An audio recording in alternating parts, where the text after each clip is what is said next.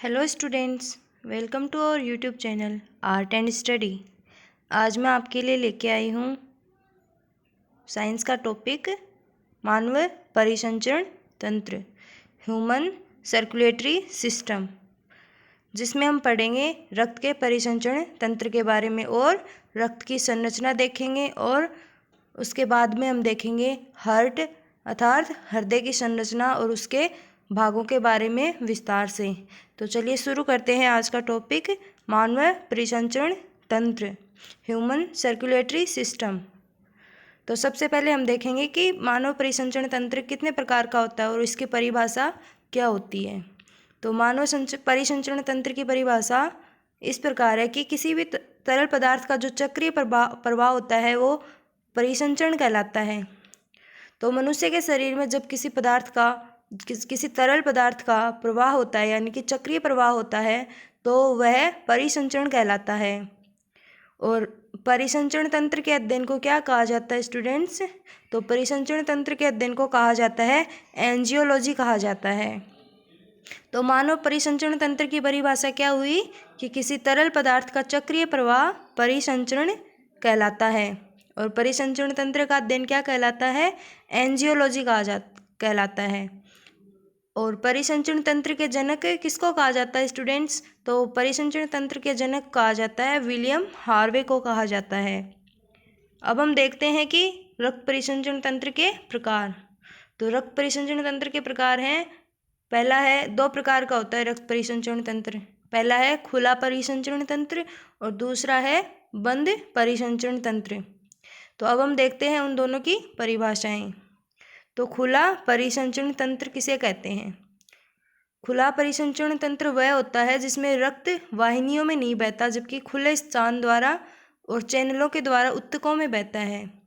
तो खुले परिसंचरण तंत्र में रक्त कैसे बहता है? ये वाहिनियों में नहीं बहता और ये खुले स्थान व चैनल्स के द्वारा ऊतकों में प्रवाहित होता है और जिन्हें हम क्या कहते हैं? साइनस या हीमोसील भी कहते हैं। तो जिन चैनल्स या खुले स्थानों के द्वारा रक्त प्रवाहित होता है उनको क्या कहा जाता है? हीमोसील या साइनस। तो जो मानव परिसंचरण तंत्र है वो एक इम्पोर्टेंट टॉपिक है और स्टूडेंट्स यहाँ से क्वेश्चंस हर एग्जाम्स में पूछे जाते हैं। तो स्टूडेंट्स जो खुले परिसंचरण तंत्र का उदाहरण है वो कौन से जीवों में पाया जाता है? जो तो खुला परिसंचरण तंत्र है वो पाया जाता है ऑर्थोपोडा व मोलस्क जीवों के अंदर और मोलस्क जंतुओं के अंदर और जोंक के अंदर पाया जाता है। अब हम देखते हैं दूसरा प्रकार का परिसंचरण तंत्र, उसको बोलते हैं बंद परिसंचरण तंत्र। जब रक्त बंद वाहिनियों में बहता है और ऊतक कोशिकाओं के सीधे संपर्क में कभी नहीं आता। रक्त जब बंद वाहिनियों में बहता है तो वह तंत्र क्या कहलाता है? बंद परिसंचरण तंत्र कहलाता है। और बंद परिसंचरण तंत्र के उदाहरण हैं एनेलिडिया, कॉर्डेट और कॉर्डेट। तो स्टूडेंट ये था मानव परिसंचरण तंत्र का परिचय। अब हम देखते हैं कि मानव परिसंचरण तंत्र के प्रमुख अंगों व मुख्य जो कि उसका भाग होता है रक्त परिसंचरण तंत्र, उसके बारे में। तो सबसे पहले हम देखेंगे जो ब्लड होता है उसकी संरचना के बारे में देखेंगे।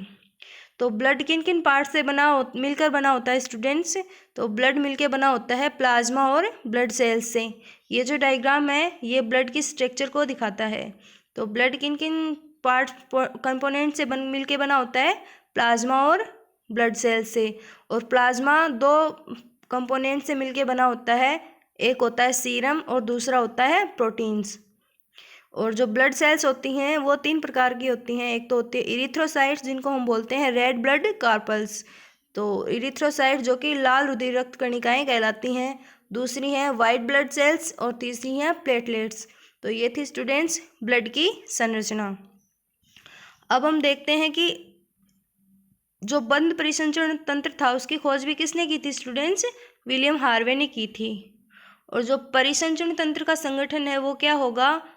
परिसंचरण तंत्र मिलकर बना होता है, किन किन से मिलकर बना होता है? रुधिर से, हृदय से, रुधिर से और रुधिर वाहिनियों से।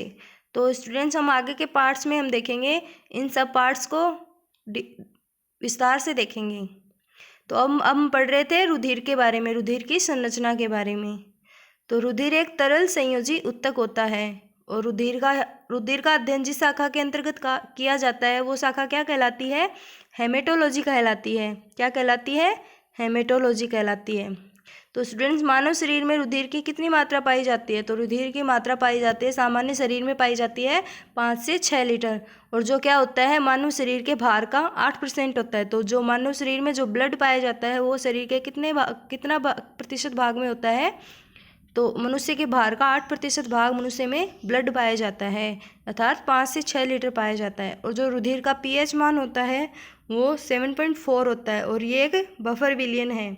तो रुधिर का जो pH मान है, रुधिर एक जो विलयन है वो किस प्रकार का विलयन है? ये बफर विलयन का उदाहरण होता है। कौन? रुधिर। अब हम देखते हैं ब्लड का कंपोजिशन यानी कि रुधिर संगठन, कि रुधिर किन किन पदार्थों से मिलकर बना होता है।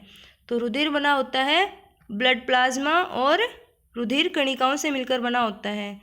तो सबसे पहले हम देखते हैं कि जो ब्लड प्लाज्मा होता है उसमें जो ब्लड प्लाज्मा होता है वो तो कितना परसेंट पाया जाता है? 55% पाया जाता है। और उसके अंदर और जल की मात्रा कितनी होती है? 90% क्या होता है? जल होता है ब्लड में। और जो अकार्बनिक पदार्थ होते हैं उनमें कौन कौन से अकार्बनिक पदार्थ पाए जाते हैं ब्लड में? तो स्टूडेंट्स, ब्लड में पाए जाते हैं सोडियम, पोटेशियम, बाइकार्बोनेट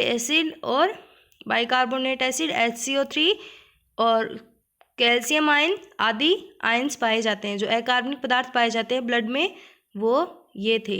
कौन कौन से? Sodium ion, potassium ion, bicarbonate acid और कैल्शियम आयन। और दूसरे प्रकार के जो पदार्थ पाए जाते हैं वो हैं कार्बनिक पदार्थ। तो स्टूडेंट्स, वो कौन कौन से हैं? तो जो कार्बोहाइड्रेट्स पाए जाते हैं ब्लड में वो कितने होते हैं? जो वो पाए जाते हैं 65 से 110 mg पर 100 ml में।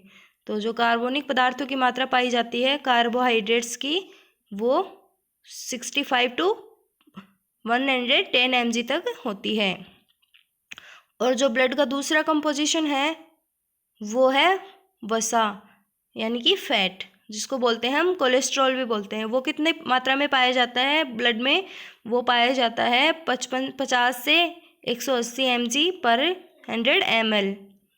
और तीसरा जो पार्ट होता है जिसमें वो जो ब्लड में पाए जाते हैं, जो ब्लड का पार्ट होते हैं वो है प्रोटीन्स। तो प्रोटीन्स, कौन कौन सी प्रोटीन पाई जाती है ब्लड में? एल्बुमिन, ग्लोबुलिन और फाइब्रोनोजन। तो ये था रुधिर के संगठन में ब्लड प्लाज्मा के अंदर पाए जाने वाले पार्ट्स। अब हम देखते हैं कि रुधिर का संगठन में जो रुधिर कणिकाएं पाई जाती हैं उनके वो कितना प्रतिशत होती हैं। जो रुधिर कणिकाएं कितने प्रकार की होती है स्टूडेंट्स? 3 प्रकार की होती हैं। तो पहली होती है रेड ब्लड कार्पल्स, दूसरी होती है वाइट ब्लड कार्पल्स और तीसरी होती हैं प्लेटलेट्स। तो रुधिर कणिकाओं की कितनी मात्रा होती है? 45% होती है। और प्लाज्मा कितना परसेंट होता है? 55% होता है। तो स्टूडेंट्स, ये था रक्त का संगठन। तो स्टूडेंट्स, आज हमने देखा रक्त परिसंचरण तंत्र के परिचय और आज के टॉपिक का नाम था मानव परिसंचरण तंत्र। तो students, if you like this video so share, comment and thank you students for watching this video.